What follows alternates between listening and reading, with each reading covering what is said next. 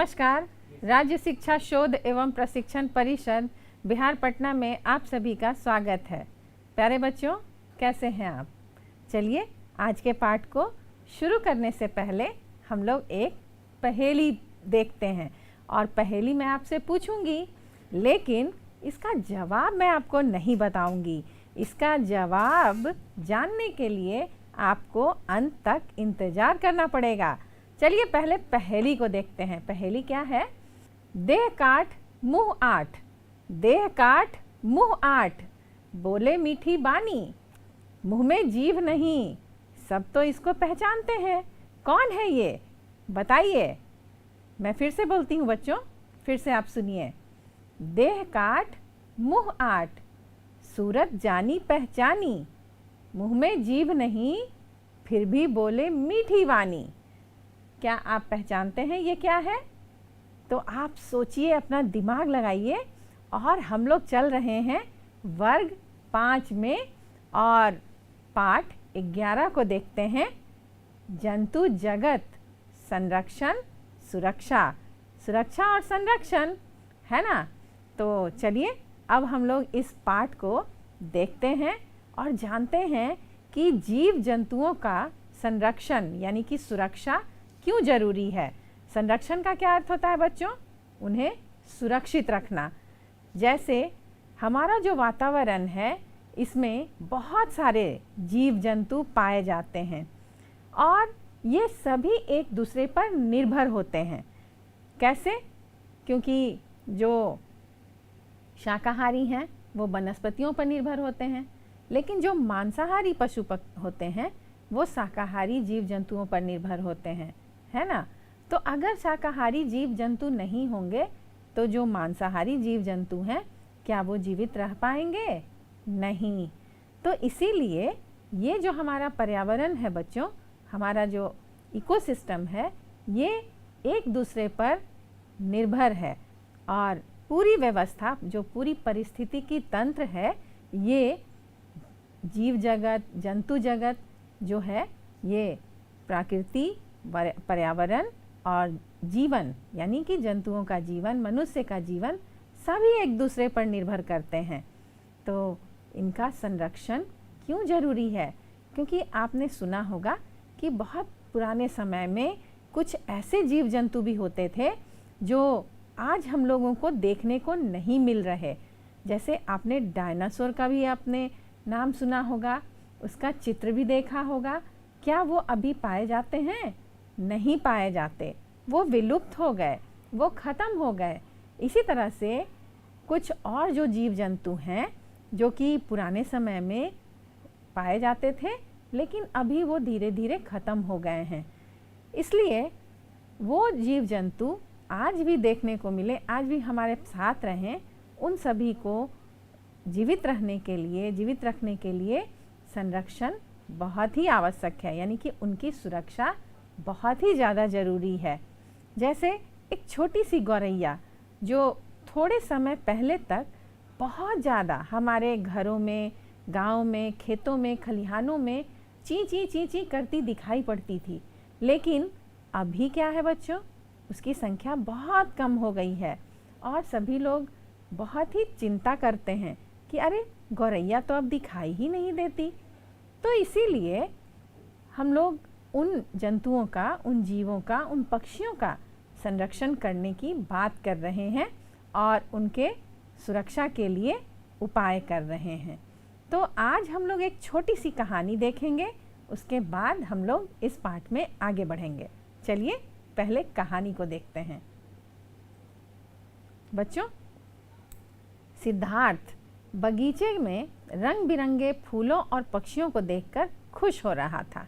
सिद्धार्थ एक बच्चा है जो कि बगीचे में रंग बिरंगे फूलों और पक्षियों को देखकर खुश हो रहा था। अचानक एक हंस उसके सामने आ गिरा। उसे एक तीर लगा था, उसके शरीर से खून बह रहा था। घायल हंस को सिद्धार्थ ने धीरे से उठा लिया।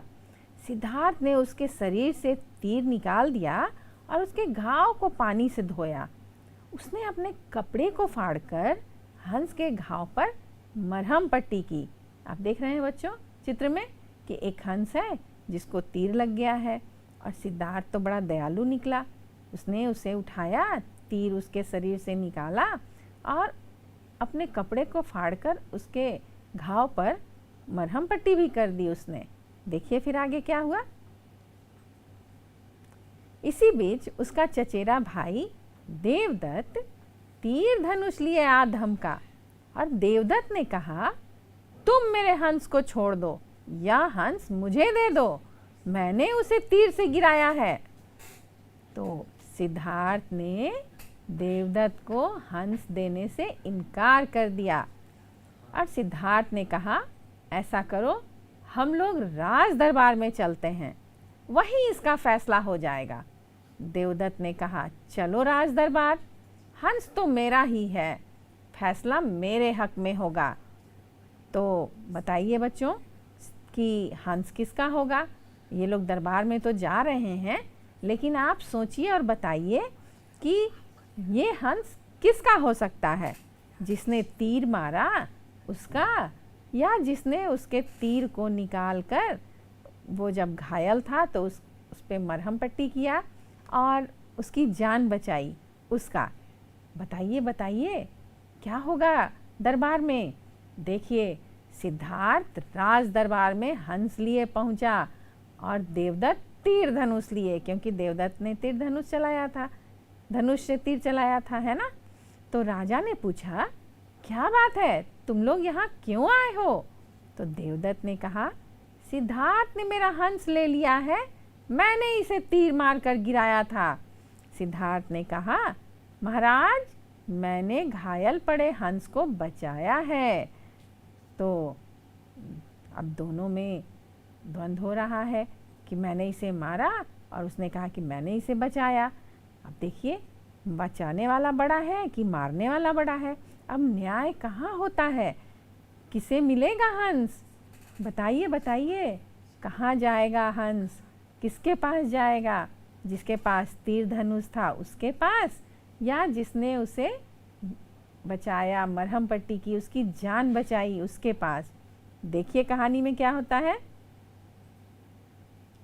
तो महाराज शुद्धोधन ने कहा, प्रश्न यह है कि किसी की जान बचाना अच्छा है या जान लेना। मंत्रीगण एक स्वर में बोले, जान बचाना। महाराज ने न्याय किया, सिद्धार्थ ने हंस की जान बचाई है, इसलिए हंस सिद्धार्थ को दे दिया जाए। तो बच्चों देखा आपने कि हंस किसको मिला, सिद्धार्थ को। देखिए, और जिसने उसे मारने की कोशिश की, जिसने तीर चलाया, माना कि वो बहुत अच्छा तीरंदाज है, बहुत निशाने से उसने तीर चलाया था और बिल्कुल हंस को लग गया था, लेकिन फिर भी उसे हंस नहीं मिला, क्योंकि मारने वाले से बचाने वाला बड़ा होता है। और न्याय भी यही हुआ कि जिसने हंस को बचाया, हंस उसी को मिलेगा। तो इस कहानी से आपने क्या सीखा बच्चों। बच्चों इस कहानी से संबंधित मैं आपसे कुछ सवाल पूछ रही हूँ। अब बताइए कि यह हंस किसे मिलना चाहिए था और क्यों। राजा ने तो न्याय कर दिया था, लेकिन आपके विचार से आप ये बताइए कि हंस किसे मिलना चाहिए था। क्योंकि आप जान चुके हैं बच्चों कि हंस किसको मिलना चाहिए। आप समझ चुके हैं कि मारने वाले से बचाने वाला बड़ा होता है। तो आप बता सकते हैं कि हंस किसको मिलना चाहिए, बता सकते हैं ना। तो बताइए और अपने पाठ्य पुस्तक में लिखिए भी। चलिए देखिए इसका क्या उत्तर हो सकता है।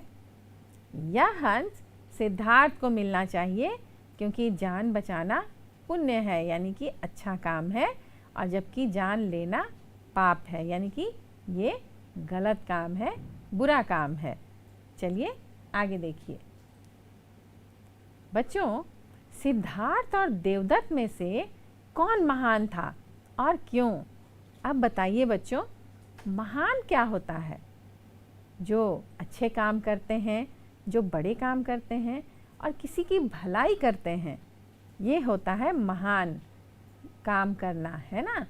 तो जब हम किसी की भलाई करते हैं, किसी के अच्छे के लिए कुछ अच्छा काम करते हैं, और अगर किसी की कोई दुख में हो, तकलीफ़ में हो, दर्द में हो या कोई मुसीबत में हो, जब हम उसको बचाते हैं तो ये भी तो है महान काम। तो किसने महान काम किया था बताइए? और जान जिसने बचाया या जिसने जान मारने की कोशिश की, यानी कि हंस को मारने की कोशिश की? तो इस सवाल का जवाब अब आप बहुत अच्छी तरह से दे सकते हैं क्योंकि आप समझ चुके हैं। तो चलिए देखते हैं इसका सही जवाब क्या है। सिद्धार्थ और देवदत्त में सिद्धार्थ महान था क्योंकि सिद्धार्थ ने ही हंस की जान बचाई, है ना। और यहाँ तो बड़ा विवाद भी हो गया था कि मैंने तीर चलाया है तो ये मेरा है, और सिद्धार्थ कह रहे थे कि नहीं, मैंने इसकी जान बचाई है तो ये मेरा है। तो सिद्धार्थ महान थे क्योंकि उन्होंने एक जान बचाई है। चलिए आगे देखिए। बच्चों, बहुत सारे जीव जंतुओं को क्या किया जाता है, उससे अपना रोजगार चलाया जाता है। तो जंतु आधारित जीविका उसको कहते हैं। आपने देखा होगा कि बहुत सारे लोग मुर्गी पालते हैं, बकरी पालते हैं, है ना, मछली भी मारते हैं, पालते हैं, तालाब खोद कर उसमें मछली पालते हैं। तो कुछ ये जो गाय, भैंस, है ना, बकरी, मुर्गी, इन सभी जीव जंतुओं को जब पाला जाता है, पक्षियों को पाला जाता है, तो ये क्यों पालते हैं? और एक दो नहीं, बहुत बड़ी मात्रा में पालते हैं। बहुत सारे, जिनको एक बहुत बड़े बाड़े में रखा जाता है या पिंजरे में रखा जाता है या बहुत बड़े दालान में रखा जाता है। तो इन जीव जंतुओं को पाला क्यों जाता है? क्योंकि इनसे जो भोज्य पदार्थ हमें प्राप्त होते हैं, यानी कि खाने की वस्तुएं जो प्राप्त होती हैं, इसके लिए जंतु आधारित जीविका का पालन किया जाता है ना। जंतु आधारित जीविका से लोग अपना जीवन यापन करते हैं। जब ये लोग उन्हें पालते हैं तो उन्हें देखभाल की ज़रूरत भी होती है। लेकिन कुछ ऐसे भी जंतु आधारित जीविका है जिसमें कुछ जंतुओं को मारना भी पड़ता है। जैसे अभी आपने देखा था चित्र, मछली मारना, है ना। तो मछली मारना ये भी एक जंतु आधारित जीविका है। मछलियों को तालाब से निकालते हैं और उसके बाद उसे बाज़ार में बेचा जाता है। देखा होगा आपने। कुछ लोग उसे बड़े स्वाद लेकर खाते भी हैं, जिन्हें हम लोग मांसाहारी कहते हैं, है ना। शाकाहारी भोजन, मांसाहारी भोजन। तो आप देख रहे हैं कि मछलियों को तालाब से निकालकर और उसके बाद उसे बेचा जाता है। बच्चों, ये जो जीविका है, ये जंतु आधारित जीविका क्यों कही गई? क्योंकि इनमें जान है ना, जीव जंतु हैं। तो और कौन कौन सी जंतु आधारित जीविका होती है, क्या आप बता सकते हैं? चलिए हम लोग आगे देखते हैं। देखिए बच्चों, कुछ लोग जीव जंतुओं को मारकर अपनी जीविका चलाते हैं। जैसे मछुआरा मछली मारता है। क्या ऐसा करना उचित है? आप सोचिए और बताइए, विचार करिए कि मछलियों, क्योंकि मछलियों का तो जीवन ही पानी में होता है, तो जब उसे पानी से निकाल दिया जाता है तो मछलियाँ मर जाती हैं, है ना। तो मछली मारना क्या अच्छा होता है? क्या सही है? क्योंकि इसी से तो उसका जीवन चलता है। मछुआरा जो है वो मछली मारकर ही अपना जीवन चलाता है, उसका घर चलता है, उसका ये रोजगार है, यानी कि उसी से वो आजीविका अपना चलाता है। जैसे बहुत सारे लोग फसलों को लगाते हैं, खेती करते हैं, फिर उन फसलों को बेचते हैं, तो उनसे जो धन प्राप्त होता है ना, तो उससे उनका जीवन चलता है। इसी तरह से मछुआरा जो है मछलियों को मारता है, तो बताइए, क्या ये सही है? सोचिए सोचिए, देखिए इसका उत्तर क्या हो सकता है। ऐसा करना मेरे विचार से सही नहीं है, क्योंकि कुछ सीमित व्यक्तियों के जीवन की रक्षा के लिए इतनी अधिक मछलियों का भक्षण किया जाता है, यानी कि खाया जाता है, जो पर्यावरण के दृष्टिकोण से भी वर्जित है, यानी कि सही नहीं है। क्योंकि आप जानते होंगे बच्चों कि पानी में बहुत सारे ऐसे छोटे छोटे कीड़े मकोड़े होते हैं जिनको मछलियाँ खाती हैं और पानी को साफ रखती हैं, है ना। अतः मछुआरे को अपनी जीविका चलाने के लिए आवश्यकता अनुसार ही मछलियाँ पकड़नी चाहिए, यानी कि मछलियों को मारना चाहिए। ऐसा नहीं कि बहुत सारी मात्रा में मछलियों को मार दिया जाए और बिल्कुल तालाब को खाली कर दिया जाए, क्योंकि ये हमारे पर्यावरण को भी प्रदूषित होने से बचाती हैं। मछलियाँ जो हैं वो जो हानिकारक कीड़े मकोड़े होते हैं उनको खाकर तालाब को साफ भी करती रहती है, तो इसलिए ये नदियों को साफ करती है और इसलिए इसे नदियों में पाला भी जाता है। तो ये जो आजीविका है ये एक तरह से बहुत ज़्यादा, अगर हम इसका मछलियों को जल से निकालने लगते हैं, नदी से निकालने लगते हैं, तो उसका पर्यावरण पर बुरा असर पड़ सकता है। तो उसे आवश्यकता अनुसार ही मछलियाँ पकड़नी चाहिए। चलिए आगे देखिए, सपेरा अपनी जीविका चलाने के लिए क्या करता है। जैसा कि नाम से पता चल रहा है बच्चों कि ये जो सपेरा है ये सांपों को पकड़ता है और क्या करता है, उसके दांत को तोड़ देता है और उससे खेल दिखाता है। आपके गांव में भी इस तरह के सपेरे आते होंगे ना, तो आपने देखा होगा कि सपेरा जो है वो उन सांपों को पिटारी में बंद रखता है और उसके बाद वो जब बीन बजाता है तो सांप जो है वो बाहर निकल आता है। तो सपेरा अपनी जीविका चलाने के लिए सांपों को पकड़ता है, यानी कि खेल दिखाने के लिए, तमाशा दिखाने के लिए, है ना। तो आप देख रहे हैं, ये चित्र भी आप देख रहे हैं, इस तरह के सपेरे आपके गांव में, आपके आसपास आते होंगे ना और खेल दिखाते होंगे। तो देखा आपने कि ये जो सपेरा हैं ये सांपों को पकड़ते हैं और खेल दिखाते हैं। चलिए आगे देखते हैं। बच्चों बताइए, क्या सपेरा को ऐसा करना चाहिए? क्योंकि सांप भी क्या है, एक जीव है, उसके अंदर भी एक जान है। तो बताइए, क्या सपेरा को ऐसा करना चाहिए? इसका सही उत्तर क्या हो सकता है? चलिए आगे देखिए। सांप भी हमारे पर्यावरण के लिए आवश्यक हैं और इन्हें तो किसानों का दोस्त भी कहा जाता है, क्योंकि जब फसल लगाई जाती है तो बहुत सारे चूहे आ जाते हैं उन फसलों को खाने के लिए।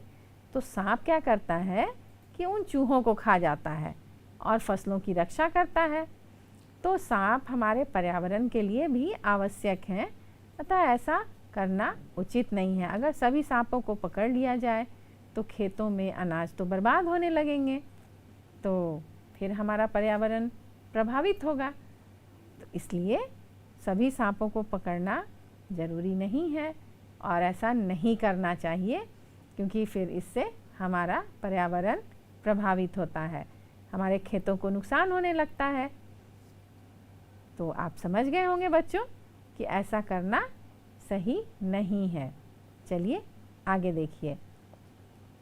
हमने देखा कि सपेरा सांप को पालकर अपनी जीविका चलाता है। क्या आप भी किसी पशु पक्षी को पालते हैं? उसका रख रखाव कैसे करते हैं? बच्चों ये बताइए कि क्या आपने अपने घर में किसी पशु या पक्षी को पाला है? क्योंकि बहुत सारे बच्चे कभी तोता पालते हैं, कभी चिड़िया पालते हैं, है ना। बहुत सारे बच्चे तो कुत्ते भी पालते हैं। तो क्या जब आप उसको पालते हैं तो अच्छे से खाना, पानी, रहने की व्यवस्था करते हैं या यूं ही बस उसे लेकर खेलते रहते हैं? बताइए बताइए, क्या आपने कभी किसी जानवर को पालतू बनाया है? तो उसकी आप देखभाल कैसे करते हैं? बताइए। देखिए आगे बच्चों, जब हम किसी पशु पक्षी को पालते हैं तो उसका रख रखाव हम अपने जैसे करते हैं, यानी कि जैसे हम समय से खाना खाते हैं, समय से सोते हैं, जागते हैं और अच्छी तरह से हमारे माता पिता हमारी देखभाल करते हैं, उसी तरह से आप जिस जीव जंतु को पालते हैं उनका भी रख रखाव देखभाल आपको ज़रूर करना चाहिए।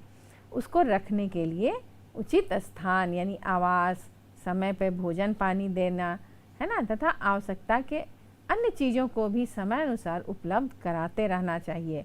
कभी कभी ये जीव जंतु बीमार भी पड़ जाते हैं बच्चों, तो उनको जानवरों के डॉक्टर के पास ले जाना पड़ता है उनका इलाज करवाने के लिए। तो बताइए कि क्या आपने कभी किसी जीव जंतु को पाला है? बताइए, सोचिएगा। चलिए आगे देखते हैं। अच्छा बच्चों, जिन जीव जंतुओं को पाला जाता है यानी जिन्हें पालतू बनाया जाता है, जिन्हें अपने पास रखा जाता है, उनकी सूची बनाइए।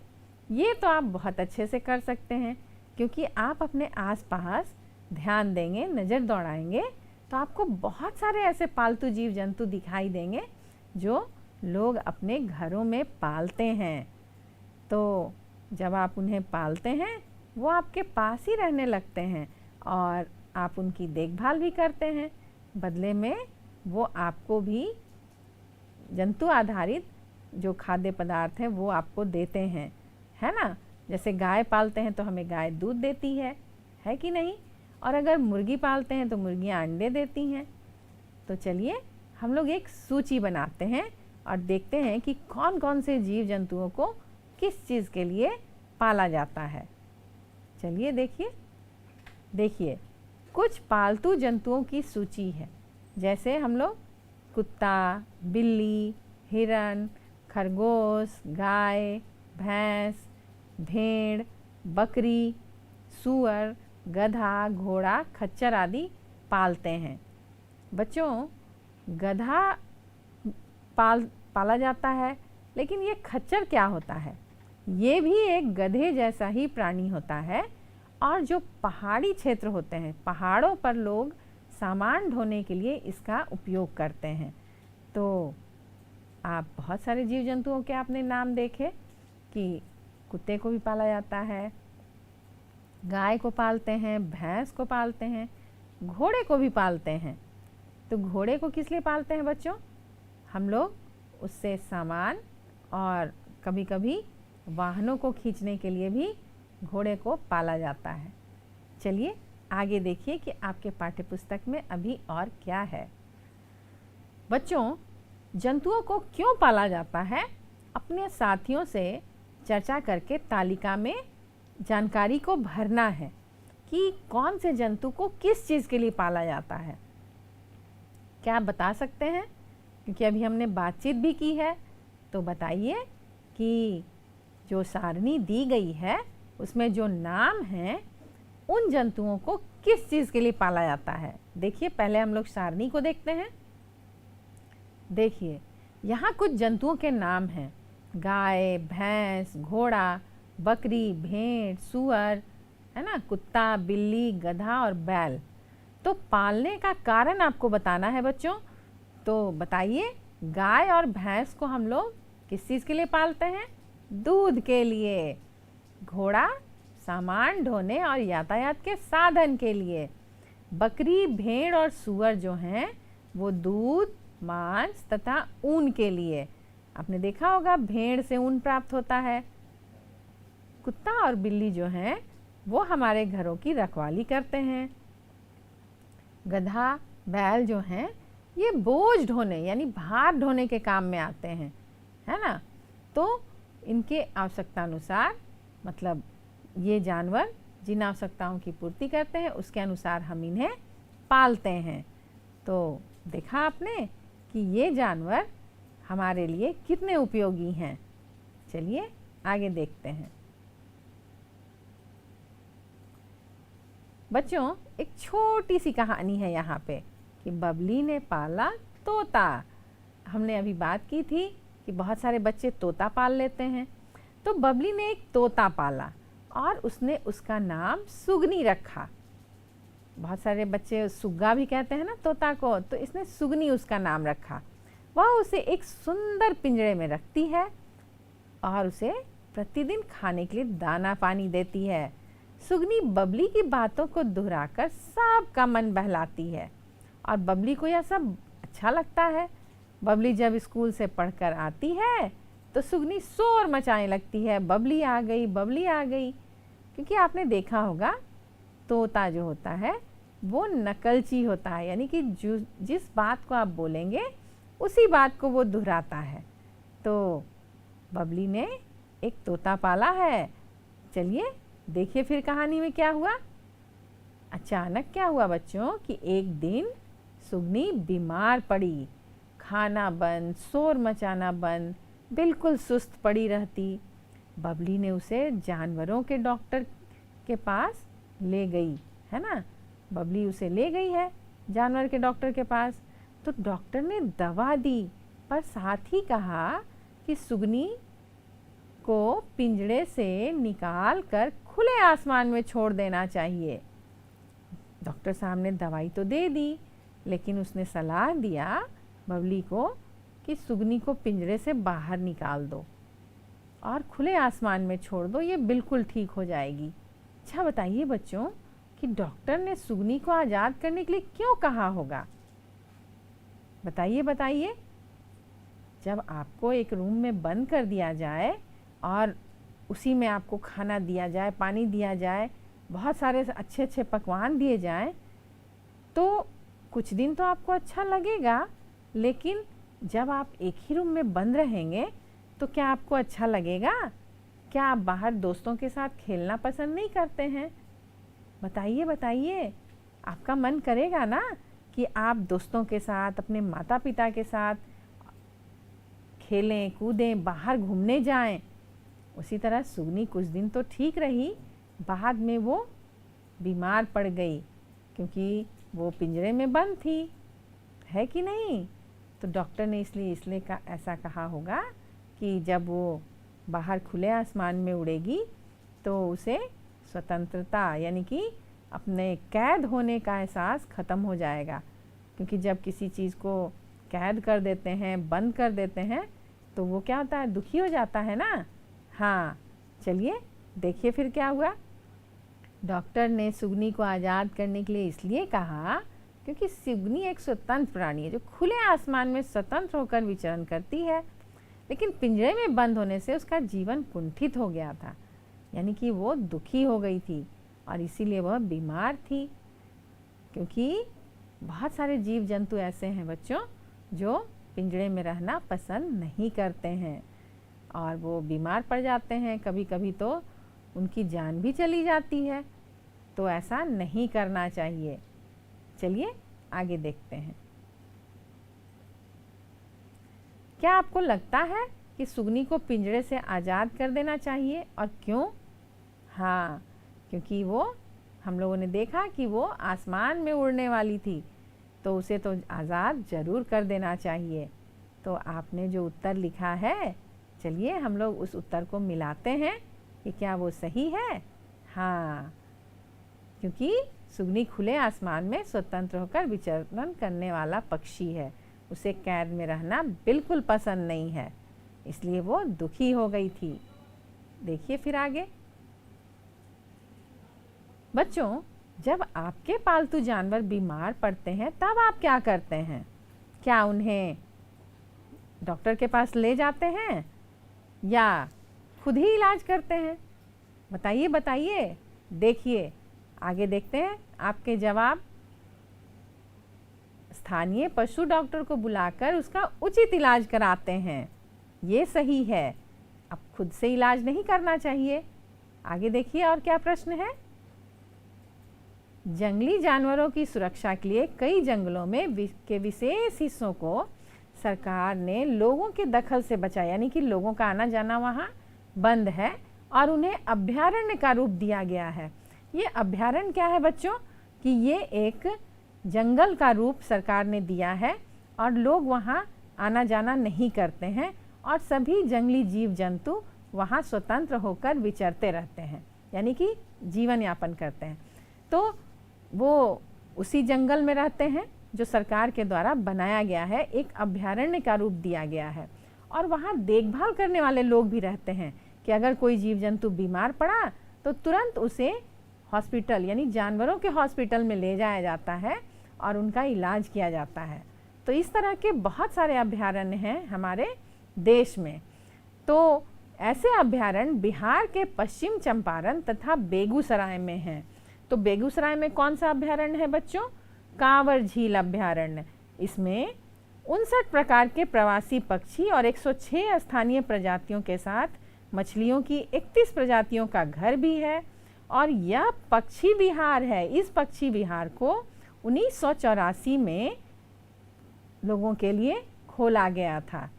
जंगल में तरह तरह के जीव जंतु पाए जाते हैं जो भोजन या आवास आदि के लिए एक दूसरे पर निर्भर हैं। जंगल जैसे जैसे खत्म किए जा रहे हैं वैसे वैसे वहाँ के जीव जंतु भी कम होते जा रहे हैं। कई जीव जंतु तो हमारे जंगल में पाए जाते थे मगर आज उनकी संख्या बहुत कम हो चुकी है। जैसे उदाहरण के लिए तेंदुआ और गुलाबी सिर वाला बतख जंगलों से लगभग खत्म हो गए हैं। आप अपने पाठ्यपुस्तक में देखिए बच्चों, तेंदुआ और गुलाबी सिर वाले बतख का चित्र भी आपके पाठ्यपुस्तक में दिया गया है। तो ये खोते जा रहे हैं यानी कि ये खत्म होते जा रहे हैं। देखिए उनका चित्र आप देखिए, ये है तेंदुआ और गुलाबी सिर वाला बतख। तो क्या आपने इसे कभी देखा है? तो बतख तो मैंने भी नहीं देखा है क्योंकि ये खत्म होता जा रहा है, विलुप्त होने के कगार पे है। इसे बचाया जाने की आवश्यकता है। चलिए आगे देखते हैं। क्या आप जानते हैं कि आपने खेजड़ली गांव की अमृता की कहानी पढ़ी होगी? यह बिश्नोई समुदाय की थी। बिश्नोई समुदाय के लोग परंपरागत रूप से जीव जंतुओं की रक्षा करते हैं। बिश्नोई राजस्थान की एक जनजाति है। बिश्नोई का अर्थ होता है 29, 20 और 9। इनके गुरु जम्भा जी के कहे अनुसार बिश्नोई लोगों ने 29 बातों को अपनाया जिसमें जीव जंतुओं की देखभाल करना प्रमुख था। तो ये एक जनजाति है बच्चों और ये प्रकृति प्रेमी होते हैं। वन तथा वन प्राणियों की रक्षा करते करते ये अपनी जान तक दे देते हैं। ये जलावन के लिए हरे पेड़ों को नहीं काटते और ना ही हरे पेड़ों का इस्तेमाल करते हैं। ये सिर्फ सूखे घास, सूखी लकड़ी को जलावन के लिए इस्तेमाल करते हैं। और इनके इलाके में कई जानवर जैसे चिंकारा यानी कि चिंकारा धारीदार हिरन होते हैं ना, उनको कहते हैं, सांभर, काले सांड आज़ाद घूमते देखे जा सकते हैं। बिश्नोई लोग जंतुओं का न शिकार करते हैं और न करने देते हैं। तो ये लोग प्रकृति प्रेमी होते हैं, है ना, और ये जीव जंतुओं को अपना दोस्त मानते हैं और जंगल को अपना घर मानते हैं। तो ये एक बहुत ही रोचक जानकारी थी बच्चों जो आपके लिए बहुत आवश्यक थी, है ना। बच्चों, पाठ को शुरू करने के पहले हमने आपसे एक पहेली पूछी थी। देह काट मुंह आठ, पूछी थी ना, देह काट मुंह आठ, और सूरत जानी पहचानी, मुंह में जीभ नहीं फिर भी बोले मीठी वाणी। क्या आपने इसका जवाब ढूंढा? क्या आपको पता है कि ये क्या चीज़ है? अगर आपने पता कर लिया है तब तो बहुत अच्छी बात है, और अगर आप नहीं पता कर पाए तो मैं इसका उत्तर बता देती हूँ। ये है बांसुरी। शरीर काट मुंह आठ, छेद होते हैं ना 8, और सूरत जानी पहचानी, आपने इसे कई जगह देखा भी है कृष्ण भगवान के हाथों में। और ये इसके जीभ नहीं होते, लेकिन जब आप इसे बजाते हैं तो बड़ी सुरीली आवाज़ निकलती है ना। तो है ना ये मज़ेदार। बच्चों, आज की इस कक्षा में आपने जीव जंतुओं के संरक्षण के बारे में और उन्हें कैसे बचाया जाए, कैसे उनकी देखभाल की जाए, ये सब आपने देखा और सीखा। और हम लोग फिर मिलेंगे एक नए विषय के साथ, बहुत सारी जानकारियों के साथ। तब तक के लिए नमस्कार।